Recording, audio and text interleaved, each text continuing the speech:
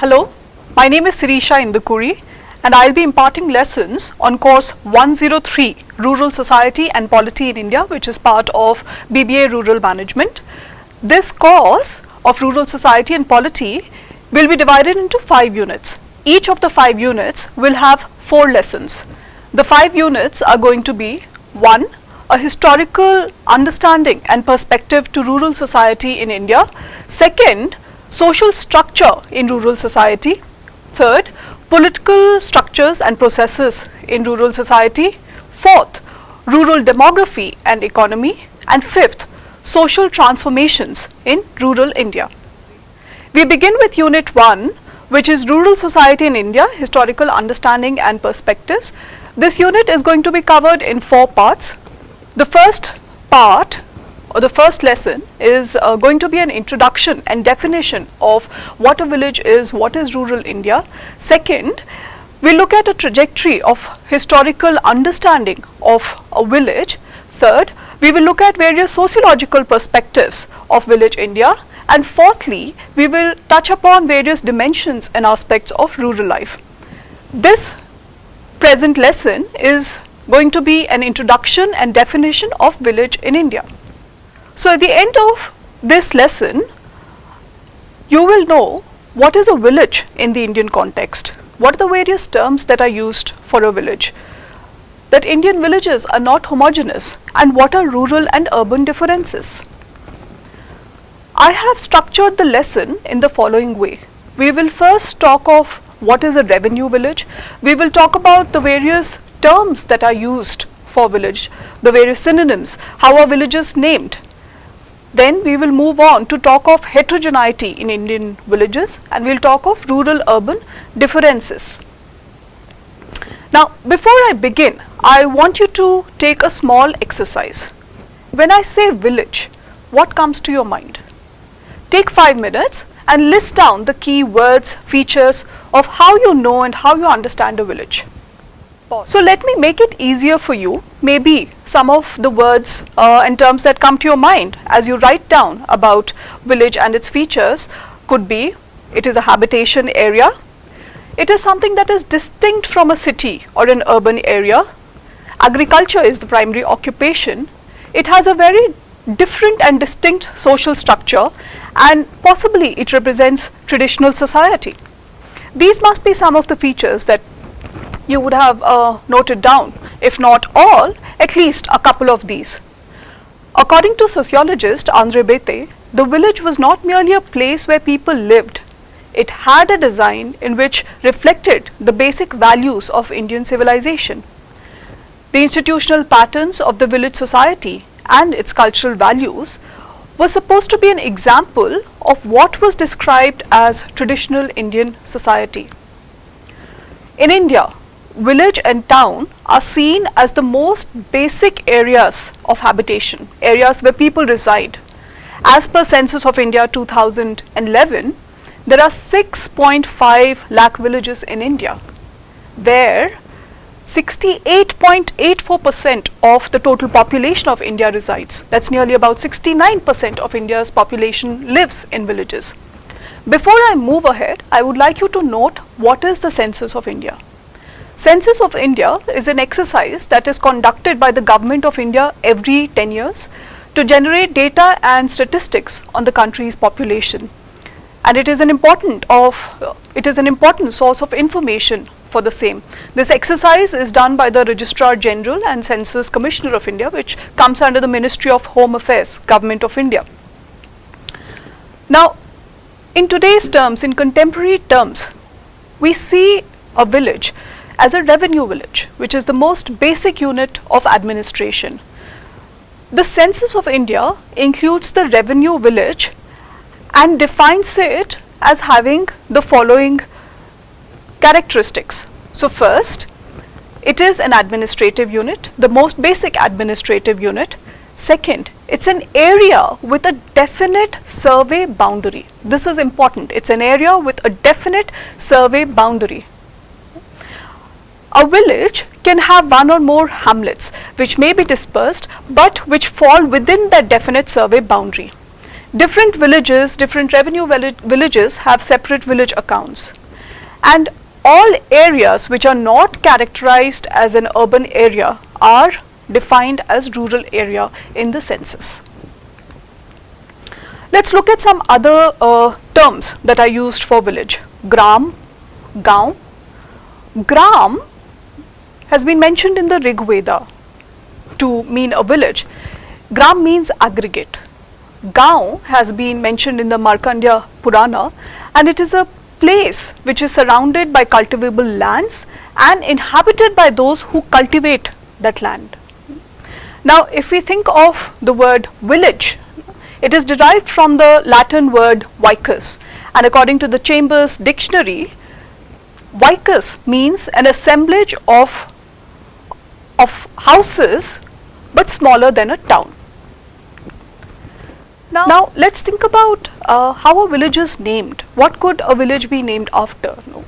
Some of the instances and examples are: a village can be named after a prominent local person, a village can be named after a mythical or historical figure, gods or goddesses, they can hold some sort of religious significance, they can also be named after rivers or mountains, and there can be several other reasons, factors that influence the naming of a village. Let's look at very specific instances. Now, if we look at mythological figures, there are more than 3,000 villages in India which are named after Lord Ram and after Lord Krishna. There are other Ramayana characters too, like Bharat, like Lakshman. Hanuman has 367 villages named after him, and Sita, who has 75 villages named after him. In fact, there are also 6 villages in the name of Ravan. Now, when it comes to Mahabharata, there are more than 300 villages which are named after Bhim, and about 250 plus which are named after Arjun. And in Orissa, Ganjam district, there is also a village which is named after Bhishma. So, other than this, we also come across villages which have names of kings and queens, and also nationalist leaders like Pandit Jawaharlal Nehru or Mahatma Gandhi. There are nearly 117 villages which are named after Mahatma Gandhi or B.R. Ambedkar, even Indira Gandhi and Rajiv Gandhi. And it doesn't just stop there. Villages have also been named after Mughal emperors like Akbar, who tops the list with 234 villages, followed by Babur, Humayun and Shah Jahan. Isn't that interesting? Now, I want you to take the second exercise, the same village about which you thought and whose features you tried to note down at the beginning of the lesson. Think of its name. Do you know why it has been named so? If not, find out. There are some other terms that are used to depict village life. These are the term rural, folk, countryside, peasant society. Now, rural is used to depict anything that is in contrast to urban. What is folk? Folk actually attained popularity through the works of Robert Redfield, and it actually indicates a small, traditional and homogeneous community, which is very much in contrast with fast changing and heterogeneous urban society. A countryside is a term that has been derived from the Western world, and it actually depicts a quiet place which is far from the hustle and bustle of the city, where one is in close proximity to nature and one chooses to retire to the countryside. It's not as if the countryside does not have facilities, but it lacks the fast life of the city. The peasant society is a simple homogeneous group. It's seen to be pre-industrial and represents a traditional way of life. Now, we may be thinking that all villages possibly look alike or similar, but this is not true. All villages in India, across regions, across states, are not homogeneous.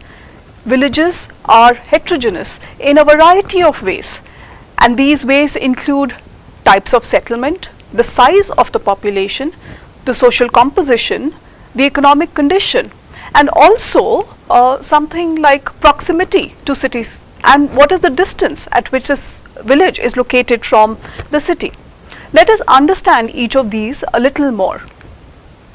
When we talk of a type of settlement, essentially there are two types of settlements. One is a nucleated settlement, second is a dispersed settlement. A nucleated settlement is a tight cluster of houses which are surrounded by the fields of the villages. A dispersed settlement, on the other hand, is where you see scattering of houses. You usually find dispersed villages in the west coast of India, in north of Gujarat, in Coorg, even in Rajasthan. In Rajasthan, there are dhanis where a family which stays outside of the main of the nucleus of the village in order to take care of its farms. Looking at the size of population that determines a village, there are different categories there, and as per the census of India, there are villages which have population less than 200, there are villages which have population between 2000 to 5000, and there are large villages which have a population of more than 10,000. Let us look at some statistics here from the census of India. We have only about 1% of villages that have a population size of less than 200. Majority of the villages fall in the proportion of 1000 to 2000 and 2000 to a little less than 5000. Nearly about 35% of villages have a population size between 2000 and 5000 villages, and only about 8.6% have a population more than 10,000. You find these villages in Kerala. In fact, Kerala shows that 92% of those living in villages are villages where the population is more than 10,000, and states like Arunachal Pradesh, Himachal Pradesh, Meghalaya represent villages with a size of population which is less than 200. Now, when we talk of social composition, we see that each village has a pattern and mode of life which is to some extent unique to that village. So, for instance, the structure of a Gaddi village will be very different from let's say the Bhil villages, and the number of castes living in a village is also an important determining factor. The greater the number of castes, the greater the complexity, because each caste has a culture of its own which is to some extent very different from the culture of others, and the structure becomes more complex as the number of castes increases. If we also look at the economic condition of villages, we have a vast spectrum there. We have affluent villages in the state of Punjab. We also have extremely poor villages in states like Bihar, Orissa, Chhattisgarh, and some parts of Rajasthan. When we talk about the proximity or distance from a city, that also determines the type or nature of the village. Now, proximity to a city in terms of distance, but also in terms of the connectivity and communicability with the city. A village which is several kilometers from a city, but if it is on a bus route which is more exposed to urban influences, compared to a village which may be only 2 kilometers away from the city, but is not so well connected by the bus route, the nature of each of these villages will be quite different. The term rural, in order to have an understanding of it, is also used in contrast to the term urban, to determine the population size, density of population, heterogeneity of population, and also to understand it in terms of what has been called the little and the great tradition. Let us look at some of the differences between rural and urban. First, in terms of occupation. Villages are principally food producing units. That is, they are primarily agriculture based, and they produce not just for themselves, for their own subsistence, but they also produce for urban societies. Whereas an urban area, we find occupations that are primarily service based. Second, if we look at the diversity of population, in a village, the diversity of population is less.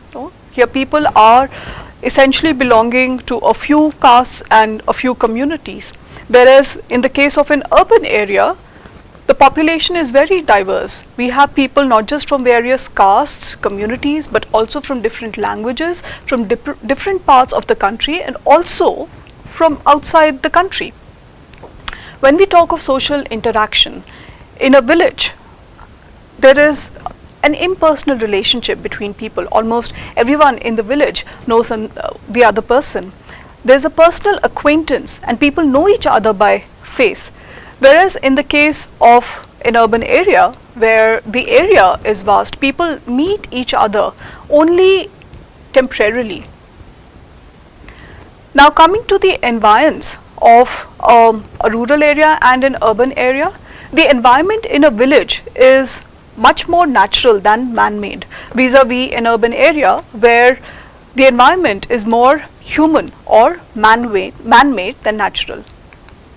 The village is seen as a little community. It's small in size, it's largely self-sufficient, it's homogeneous, and it's relatively isolated. In order to understand the rural-urban difference a little more, we will try and bring in the concept of little tradition and great tradition, which was put forward by anthropologist Marriott. And Marriott, he talks about the little tradition, which is a tradition of unlettered who are living in a particular area, who are not reflective and they do not critically examine the tradition. They accept it as it is, and the tradition is generally passed on from one generation to the next. Whereas in the case of a great tradition, it is the tradition of lettered people who are fewer in number. They are reflective, they think about the tradition, they systematize it. Now at the end of the lesson, with the given understanding of village, the same village that you thought of and whose features you penned down at the onset, now describe this village. Write a small essay on it showing what are the features of a village that it manifests. Thank you.